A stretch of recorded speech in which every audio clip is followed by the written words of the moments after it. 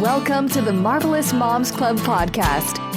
Discover yourself, break out of mediocrity, and become the mom you've always aspired to be. Here's your host, Kirsten Tyrell. Hello, everybody, and welcome to the podcast this morning. I am talking to somebody who is very inspiring to me, who probably doesn't even know the impact that she's had on my life and the example she is to me. But this is Cyndi Hinson. She lives in Texas with her 2 little boys and her husband, sort of. Her husband, she is a military wife, and her husband currently is gone for 3 months and then back home for 3 months. And she just informed me. I'll let her tell you what's coming up in June. But this is Cyndi. Cyndi, talk about yourself and tell us hello and how are you doing today? Good. Hello, everyone. Let's see. So I have 2 boys. I have a 3-year-old who will hopefully not be the death of me. And then I have an 8-year-old, and he's a sweet angel. So I'm glad I had him first. Otherwise, we might only have one. My husband's been in the Army National Guard for, I think we're on our 10th year. So he actually signed his enlisting papers. And then the next day I found out I was pregnant with my first baby. Oh my gosh. So, and then after going through training and moving to Texas for a National Guard full-time job, he got a contracting job. So he contracts with a private company overseas, and that's what takes him away 3 months at a time and then home 3 months at a time. And then he's also National Guard, so he also has that commitment. But yeah, so he's basically like gone. But when he's home, he's amazing. Yeah. So which is really nice. So yeah, and right now I am just a mom, an awesome, fun. No, actually, I'm just a mom. Going. I'm keep just going. a mom. No, that was so cool. I was like, you're going to be the first one to, like, in the beginning, talk about how cool you are. Oh, yeah, no. No, you are. The struggle's real, Kristen. I know. The struggle is real. Well, no, I'm a yoga teacher, and part of that is because I needed something to help me deal with my children and my husband being away. So after we moved here and I stopped working full time, I got into yoga and I just loved it so much that I decided to go through a training. And so now I teach it. I only teach about 4 classes a week, which is nice. It's just kind of something to do. And then, the boys and I just hang out, and we're a nice threesome when daddy's home, and then we're complete when he's home. So that's awesome. So I got to stay with Cyndi. The first time I ever visited Texas, I went with Lauren, who was on the podcast, and got to stay in her beautiful home. I don't think you're in that same home anymore, but still, any home of Cyndi's is going to be beautiful. And it was such a breath of fresh air to me, and this is what I wanted to tell you.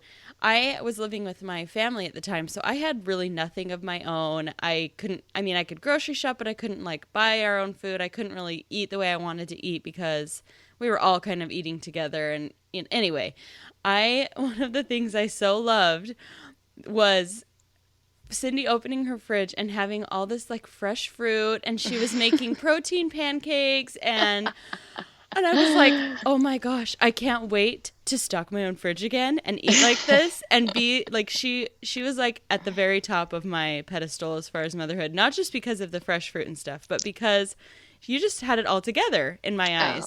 Oh, see, that's so, you always think that of other people. And then, like, I look at you and look at all the awesome things you do. And I'm like, oh, how can she do that and have kids? I don't have the strength to, like, even do that.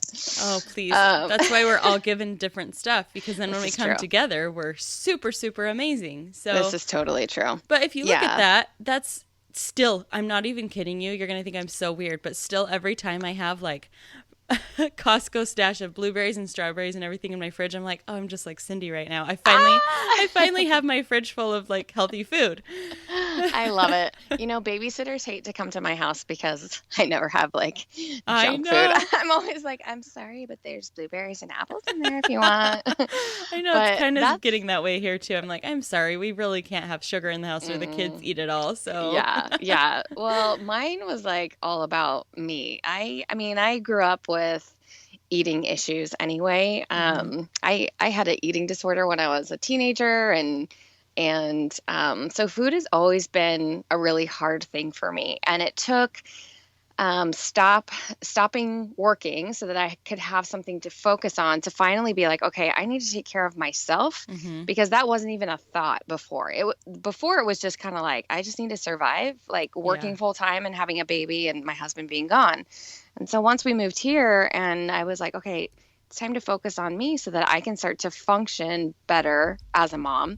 That was when I got into working out a little bit more, and just a little bit at a time. I was able to find a personal trainer who we swapped some stuff because I couldn't afford a personal trainer at the time. But so we just swapped services. I did some marketing for him, and then he trained me, and he was really a huge or a big part of me starting to love working out, which was weird for me because before it was always like, oh, you got to be kidding me. Like the last thing I want to do is get my tennis shoes on and go do something. But honestly, it flipped my entire perspective of exercise. And now I crave it. Like I love it. And I've gone through so many different things since then. That was like 6 years ago.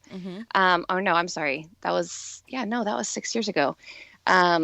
So, and then once that kind of got into place, then it was still kind of like, well, I could work out all day long, but then I would still come home and like, eat a whole bag of jelly beans, or I would still, so the food wasn't quite there until, I ended up having some health issues. So I have issues with my thyroid, and I have endometriosis, which is very similar to hypothyroidism. Like they have similar symptoms, which basically just makes you feel like you can barely function. Like you're just tired all the time, and not just like mom tired, because everybody is mom tired. But this is just like, you look around and be like, how is everybody like functioning right now? It's brain fog. It's all that stuff. So once that kind of started happening, then the food became a really vital part in that, because I knew that whatever I was putting in my body was what was fueling it to act appropriately. So if I put a bunch of like gluten, even though I love bread, and I'm not a gluten-free person at all. I don't know that I could ever be. I try not to eat a lot of it, but I love bread. Like give me a break. But like if I do eat a lot of gluten or like caffeine or soda or whatever, then I get super bloated and I'll have cramps and it will just be awful. So it was like learning this process, like, okay, well, if you don't want to feel like that, then don't put that in your body. And it's continual. Like I am definitely not perfect at it. And I keep learning the same lessons over and over. I think I get a little bit better each time. But it was also good for me to have that and to learn that, because now that's how I feed my kids. So I'm really conscious about what goes into their bodies, because I want them to feel good physically in their bodies. And I know that it has the same impact, Yeah. So that's kind of my deal, and what I guess what I like focus on, or what's important to me. Which is obvious because I noticed it and was so like blown away by it. I mean, it's not even like this. So nice. It's not even like this huge thing. Like, I don't know. It was just so funny how that's always stuck with me, and I love it. I love it. I know. And I'm awesome. still working on that too. I'm like, maybe I need a doctor's appointment, because some of the stuff you're describing, despite all the stuff I do in a day, I really am very, very tired. And I don't know that it's just mom tired. I'm working on putting that good stuff in my body. I do notice a big difference when I fuel it correctly. It's funny how it's still hard, even though how much better we know we feel. Yes. It's like really hard to turn down. It really is.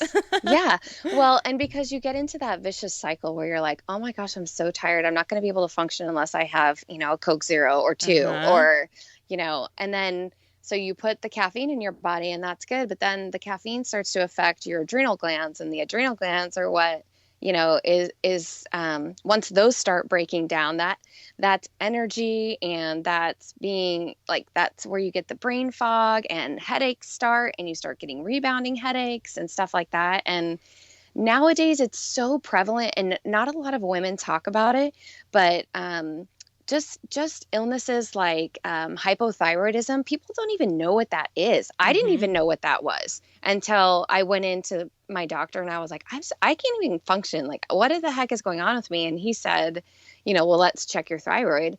And that was 6 years ago. And it's been just kind of a steady thing that in my situation has actually grown into Hashimoto's disease, which I might have had from the beginning, but that's when your thyroid is actually enlarged and it's almost like your body is attacking your thyroid. Oh, wow. So, and there's not a ton you can do about that besides being on a medication. But so with a hypothyroidism, or if women are struggling with like endometriosis, which endometriosis is when you have uterine tissue growing on the outside of your uterus. And it's like really painful periods, really heavy, cramps, like horrible cramps, not even like PMS cramps, but like during when you ovulate. For me, it was like fetal position cramps. Like there weren't enough drugs that I could take to feel better about it. And women go through that and they think that, okay, well, I just have bad periods, and there's things going wrong. Like there are things going wrong in our bodies that we don't even know about that then also contribute to mental health. Yeah. So then you start having depression because you're so tired and you start comparing yourself to all these other women and what they're doing, or you have anxiety because you feel like, crap, I don't think I can't commit to that. I don't know. I don't know if I can do that, and there's so much pressure that we have in our life anyway, of doing not just stuff for our family and for our kids, but just everything, community, school, church, everything. So it's really interesting how it all connects and how it all goes together. So and interesting. Yeah. It's sad. It's really sad.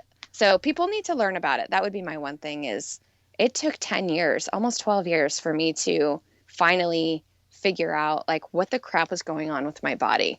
So everybody, if you're listening and you have any of these symptoms, go talk to your doctor. Seriously. I am not a doctor, but you should talk to one. And don't go to WebMD because that'll just tell you have like pancreatic cancer or something. Oh my gosh. Noted. Okay, I'm going to a real doctor. Yes, please. Thank you. Okay, so switching gears a little bit. Let's go back to the fact that half of the year you are on your own with these two adorable boys. And I do remember you saying like, and hopefully this is okay for me to say, sometimes it's almost harder when he comes home because then I have to readjust everything. Like, because you get in the mode of being able to do it all by yourself. Yes. And then somebody else, who you love comes in and totally changes the flow. So I'm sure you prefer it when he's home though. It's probably just an adjustment period every single time. Definitely. How is it now? I mean, that was like, I don't know, 4 years ago. Yeah. I thought it would get easier the more times we would do this, but we both kind of got to the point where we're like, okay, we're done. Like, we're just done with this situation. And it's hard to just be like, oh, we're done and then change it. Obviously there's going to be we're going to have to find, we're looking at changing it, but while it's happening, it's still like, when he leaves, I get into what a friend of mine called, you get into like survival mode. Like you just I get my crap done, like I try to plan things for my kids to keep them busy, because it's an emotional tap, not just on you, but it's on the kids too. Yeah. So you have to be strong for you, and then you have to be strong for the kids, and you have to be strong for your husband too, because even though he won't vocalize it, it sucks for him to be, at least, I mean, mine's in Afghanistan. So it's not like he's going to like Miami and like hanging out, for 3 months. Like, so it's hard for the whole family. But then when he's home, it is kind of like a honeymoon period every time. I look forward to those times when he comes home, because it's like, I feel like, we're dating again, it's like that. You have that like, oh, I can't wait to see you, and butterflies in your stomach and all this stuff. And he's an amazing dad. So he really takes over when he's home, which gives me a lot of time just to kind of rest and trying to kind of recuperate, I guess. And then once I get through my like resting period, then I'm like, okay, And then I'm like, wait, what have you done? Wait, where's the lawn? Where's the lawn? Why did you pack that way? What did you give him for lunch? Like, you know what I mean? Like, yes. I'm like, okay, Daddy, no. Okay, this is how we do things. This is how things flow when you're not here. Exactly. So you almost get to a point where you're just like, you just can't even, I don't even care about it anymore. I'm just glad he's home. And, we just try to enjoy the time that we have together because we don't have a lot of it. So, yeah. Well, that's awesome. So June, what's happening in June? So, like I said, he works for a private company, contracting, but he's also National Guard. So luckily we have been, fortunate enough for him not to be deployed with the National Guard, until now. So he is being deployed, which, is good because it's a non-combat deployment. And I know a lot of women who don't get that. Their husbands do multiple combat deployments. So he's going somewhere that it's not, he's not going to be in harm's way. I mean, not to say that something couldn't happen, but at least he will be in a semi-safer place. Yeah. He'll be gone for 6 months. So we actually just sold our house in Texas. Oh, wow. And we're moving to Utah because I got chills. That's where my family is. And it's just too hard. Yeah. I just need to be around my family. I have a really great friends in Texas and we love it. And we initially moved here for that job he had like 6 years ago, in the Texas National Guard full time. But, as much as I love it here and love my job and I hate to leave my yoga studio, there's just something about being around family. It just, even though my family will be in St. George and we'll probably live like in the Salt Lake area, being within like a 6 or 5 hour drive is like, to me, that's like heaven because it's not 2 days, You're like, I'll do that once a week. That's nothing. Exactly. Like when you feel like, just when you get to that point where you're like, I'm done and someone's, going to get hurt if we don't go somewhere. So, yep. So, yeah. Well, that's so exciting. Yeah. I'm surprised it's taking you this long to do that now that I think know, about right? it. Your family's probably like, finally. I know. You're not the only one. Everyone's like, well, we were just waiting for it to like click in your head. So. But that's good, though, that you've still had your life and your independence, and it's probably helped you become a stronger person because you've had to rely on yourself and friends, and sometimes family's great and they're such a good support, but it doesn't help you to kind of grow at the same rate that you've probably grown the last 6 years. Oh, so definitely. You wouldn't be who you are if you hadn't stuck around as long as you did, and I never would have gotten to meet you, so I know. It's all meant to be. Yay. I'm so excited that I could go through this so that we could meet. Oh, yay. I'm just kidding. I'm just That's kidding. All what it, that's all what it comes out to be. Totally. Well, I think you're amazing, but I want you to tell everybody, you started out talking about how great you are, but I want you to finish on a really positive note, and I want you to tell everybody what makes you a marvelous mom. Oh, see, and I was really being sarcastic in the beginning because I have a really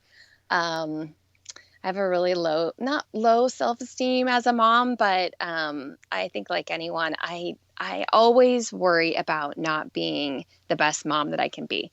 But I think I finally came to the realization that my kids are happy. They love to be home. They love snuggling with me, and they're healthy. And if that's really all I can ask. And so I think I'm doing pretty good if that's happening. So.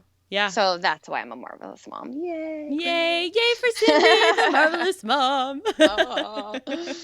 Well, I totally agree. I think those are really great things to be proud of. And at the end of the day, if your kids want to be around you, then you're doing something right. Definitely. And thankfully, they're forgiving of our flaws and the times when we don't feel so marvelous. So exactly.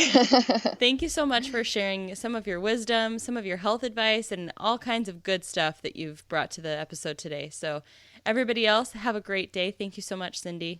Thank you, Kirsten. Have a good day. All right. See you guys tomorrow.